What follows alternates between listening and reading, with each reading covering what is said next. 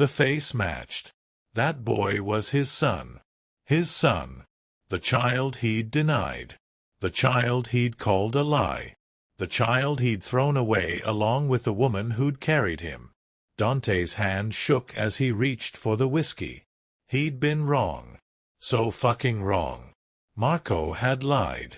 Or been mistaken. Or Dante had been too blinded by paranoia to see the truth. Elena had never been a spy. That had become clear within a week of her disappearance when the real mole was discovered. But by then, she was gone. Vanished completely. He'd told himself it was better that way. That she'd been a weakness he couldn't afford. He'd never stopped thinking about her. And now this. A son. His son, growing up in poverty while Dante lived in a penthouse worth $20 million. A son who should have been raised with every advantage, every protection, every opportunity. Instead, the boy was wearing second-hand clothes and eating cheap groceries because his mother worked herself to the bone. Because Dante had failed them both. Boss. Marco appeared in the doorway. The surveillance is set up. We can track every movement. Pull it. Dante's voice was rough. Sir. Pull the surveillance. All of it. He stood, buttoning his suit jacket. I'm not stalking them. I'm going to talk to her. That might not be wise. I don't pay you to tell me what's wise. Dante's eyes flashed. I pay you to follow orders. So follow them. Marco disappeared. Dante looked back at the photo. Elena, caught mid-laugh as Luca said something to her on the sidewalk. Even in grainy surveillance footage, she was beautiful. More beautiful than he remembered, despite the exhaustion in her eyes. She'd raised their son alone. While he'd been building his empire, she'd been building a life from nothing. And he'd been the one to destroy her. I'm sorry, Elena, he whispered to the empty room. Let me make this right. Elena was closing the restaurant when she saw the SUV. Black. Expensive. Idling at the curb like a predator. Her stomach dropped. She'd known this was coming. Had spent 3 days looking over her shoulder, jumping at shadows. Dante Moretti didn't let go of things. Especially not things that belonged to him. And whether she liked it or not, Luca was his blood. The back door opened. Dante stepped out, and even in the dim streetlight, he was devastating. Charcoal suit, white shirt open at the collar, that face that had haunted her dreams for 5 years. Elena. His voice wrapped around her name like a prayer. Stay away from us. Her keys bit into her palm. I'll get a restraining order. I deserve that. He took 1 step closer. Just one. I deserve worse than that. But please, just give me 5 minutes. You had your chance to listen 5 years ago. The words came out bitter. You chose not to take it. I know. Pain flashed across his face. Real, raw pain. I know what I did. What I said. Elena, I was wrong. About everything. Wrong. A laugh burst from her throat, sharp and broken. You called me a whore. You said I was trying to trap you. You threw away the pregnancy test like it was garbage. I know. You destroyed me. Her voice cracked. I had nothing, Dante. No money, no family, no job, and I was pregnant with your child. Your child. And you threw us away like we meant nothing. You meant everything. The roar echoed off the buildings. You were the only real thing in my life, and I was terrified. So when Marco said you were a spy, I believed him because it was easier than admitting I'd fallen in love with you. The words hung between them like smoke. You? What? I loved you. His voice dropped to a whisper. I still love you. And I know I don't deserve forgiveness. I know I don't deserve a second chance. But Elena, please, let me meet him. Let me know my son. Tears burned her eyes. He doesn't need a father who'll throw him away when things get hard. I won't. Dante took another step. She should back away. She couldn't move. I swear on my life, on everything I have, I will never abandon him. Or you. Not again. Never again. Why should I believe you? Because I have spent 5 years living in hell. His gray eyes were bright with unshed tears. Because every day without you was torture. Because I built an empire and it meant nothing without you to share it with. Because that boy, Luca, he's mine, Elena. I see it in his face. And I've already missed 4 years. Please don't make me miss any more. She wanted to say no. To protect herself, protect Luca from the inevitable heartbreak. But she saw something in Dante's face she'd never seen before. Vulnerability. Desperation. Love. 1 meeting, she heard herself say. 1. And if you hurt him, I won't. He moved closer. Close enough that she could smell his cologne, that familiar scent that still made her weak. I promise you, Tesoro. I won't hurt either of you ever again. Don't call me that. But her voice had lost its edge. Elena. He reached out slowly, giving her time to pull away. When she didn't, his hand cupped her cheek. I'm sorry. For everything. Let me spend the rest of my life making it up to you. She should pull away. She couldn't. Tomorrow, she whispered. The park on 5th Street. 2 o'clock. I'll be there. His thumb brushed across her cheekbone, catching a tear. The touch sent electricity through her body, waking parts of her she'd thought dead. Then he stepped back, breaking the connection. Thank you. His voice was rough. You won't regret this.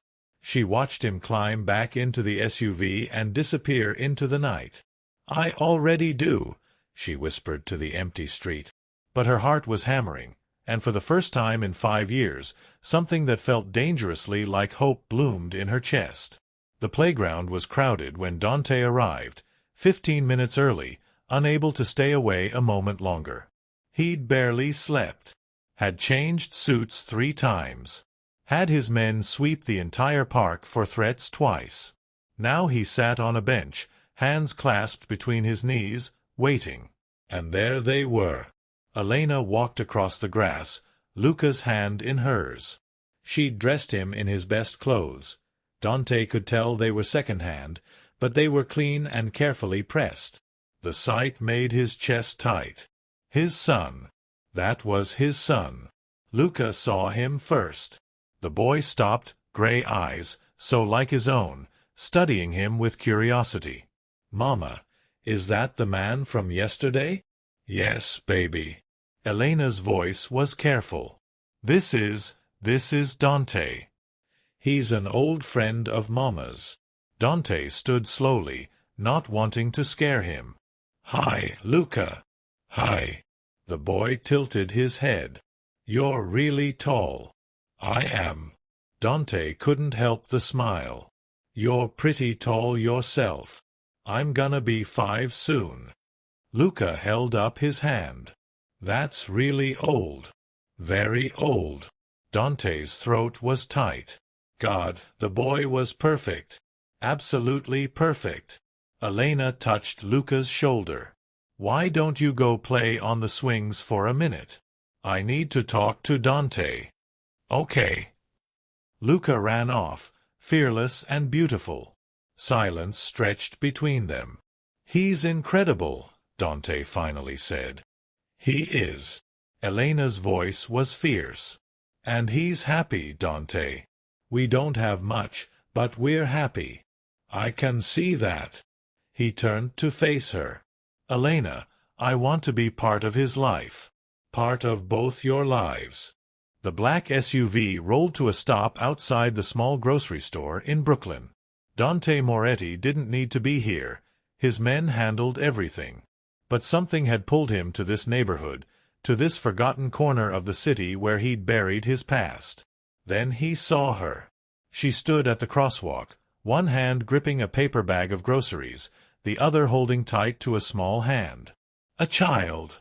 A boy, maybe 4 years old, with dark curls that caught the afternoon light. Dante's world stopped. The boy looked up at his mother, and Dante saw it, the shape of the jaw, the intensity in those eyes. His eyes. She hadn't seen him yet. Elena Martinez, the woman he'd destroyed 5 years ago. The woman who'd held a positive pregnancy test with shaking hands while he'd called her a liar. The woman who'd disappeared the next morning, taking his unborn child with her. Except the child wasn't unborn anymore. The child was real. Standing right there, holding his mother's hand while waiting for the light to change. This is a story of second chances, redemption, and a love that refused to die. If you want to know how a powerful man brought an empire to its knees for the family he once denied, subscribe to the channel and leave a comment telling us where you're watching from. Every view brings more stories like this one. Elena's hands wouldn't stop shaking as she stared at the 2 pink lines. Pregnant. She was pregnant with Dante Moretti's child. She should have been terrified. She was just a housekeeper in his Manhattan penthouse, invisible among the staff. But for 3 months, she'd been anything but invisible to him. It started with glances. Then conversations. Then nights when he'd find her cleaning late, and they'd talk until dawn. He'd told her things he'd never told anyone, about his father's brutal training, about the weight of the Moretti name, about the loneliness that money couldn't fix. And she'd fallen. Completely, stupidly fallen for a man who lived in a world she could never belong to. Now, standing in the bathroom of her tiny studio apartment in Queens, reality crashed down. She was 23, broke, and carrying the child of New York's most dangerous mafia boss. Her phone buzzed. Dante, come to the penthouse. Now. Her heart hammered as she rode the subway, clutching her purse where the pregnancy test sat like a bomb. Maybe he'd felt what she felt. Maybe this was the moment everything changed. The penthouse was in chaos when she arrived. Men in suits everywhere, voices raised in Italian. Dante stood at the window, his back rigid, phone pressed to his ear. "Get out!" he barked at his men without turning around. They scattered like rats. Elena stood frozen in the entrance. He turned. God, he was beautiful, even furious, even dangerous. 6'3" of controlled violence in a custom suit, dark hair perfectly styled, those gray eyes that had looked at her with tenderness now flat and cold. "Dante, I need to tell you something." "Is it true?" His voice could have cut glass. Her blood turned to ice. "Is what true?" "That you've been feeding information to the Calabrese family." He took a step toward her. "That you're a fucking spy." The world tilted. "What? No. Dante, I would never." "Marco saw you." Another step. Meeting with one of their guys. Passing him something. "That was my cousin." Desperation clawed at her throat. "He needed rent money. I was helping him." "Don't lie to me." The roar echoed off the windows. "I trusted you. I let you into my life, my home, my bed, and you were selling me out the entire time." "No." Tears streamed down her face. "Dante, please, just listen. I'm pregnant." The words hung in the air like smoke. His expression didn't change, didn't soften. If anything, it got colder. Convenient timing. His laugh was cruel. "Let me guess, you need money? Or maybe the Calabrese family told you to trap me this way." "It's yours." She pulled the test from her purse with shaking hands. "Look at the date." He slapped it from her hand. The plastic cracked against the marble floor. "Get out." His voice was quiet now. Deadly. "You have 10 minutes to pack your things and disappear. If I ever see you again, I'll assume you're a threat. And I eliminate threats, Elena." no matter how good the pussy was. Each word was a knife. She couldn't breathe, couldn't think. Dante. 9 minutes. She'd packed in 7. By the time the sun rose, Elena Martinez had vanished from Manhattan, taking with her a broken heart and the child Dante Moretti would never meet. Or so she thought. 5 years later, Elena had built a life from ashes. She worked 2 jobs, cleaning offices at night, waitressing during lunch shifts. Her studio apartment in Brooklyn wasn't much, but it was hers. Safe. Far from the gleaming towers of Manhattan and the man who'd shattered her. And she had Luca. 4-year-old Luca, with his father's gray eyes and his mother's determination. The boy who made every struggle worth it, who gave her a reason to keep fighting when exhaustion threatened to drag her under. She'd never told him about his father. What would she say? Your dad is a mafia boss who called me a liar and threw us away? No. Luca deserved better than that truth. Mama, can we get cookies? Luca tugged her hand as they left the grocery store. Maybe next week, baby. She shifted the paper bag to her hip. We need to save money for your birthday, remember? I'm gonna be 5. He held up his hand, fingers spread wide. You are. Her heart squeezed. 5 years since that devastating night. 5 years of building a life without Dante Moretti. They waited at the crosswalk. The light was taking forever to change. That's when she felt it, the weight of someone's stare, heavy and intense. That old instinct, the one that had kept her alive in Dante's world, screamed danger. She looked up. Time stopped. Across the street, standing beside a black SUV that screamed money and power, was Dante Moretti. He was staring directly at her. No, not at her. At Luca. Those gray eyes, usually so controlled, were wide with shock. His face had gone pale beneath his tan. One hand gripped the SUV's door like he needed it for balance. He knew. Oh God, he knew. Mama? Luca's voice seemed to come from far away. Why is that man looking at us? The light changed. Green. Walk. But Elena's feet were cement. Dante took a step into the street. Panic exploded in her chest. She scooped Luca into her arms. He was getting too big for this, but adrenaline made him weightless, and ran. Mama! Luca squeaked. The groceries. The paper bag hit the pavement, oranges rolling into traffic. She didn't care. She ran down the sidewalk, Luca clutching her neck, her heart trying to punch through her ribs. A car horn blared behind her. She risked a glance back. Dante was in the street, stopped by traffic, his eyes locked on her retreating form. Even from a block away, she could see the devastation on his face. She turned the corner and kept running. Dante sat in his office, staring at the photo on his computer screen. It had taken his men less than 4 hours to find her. Elena Martinez, living in a studio apartment in Brooklyn, working 2 jobs. Alone except for 1 child. Luca Martinez. Age 4 years, 7 months. The dates matched. However you'll let me. What does that mean? It means... He took a breath. It means I want to support you. Financially, yes, but more than that. I want to be there for his birthdays, his school plays, his scraped knees. I want to read him bedtime stories and teach him to ride a bike. I want... His voice cracked. I want to be his father. Elena's eyes filled with tears. He doesn't even know you're his father.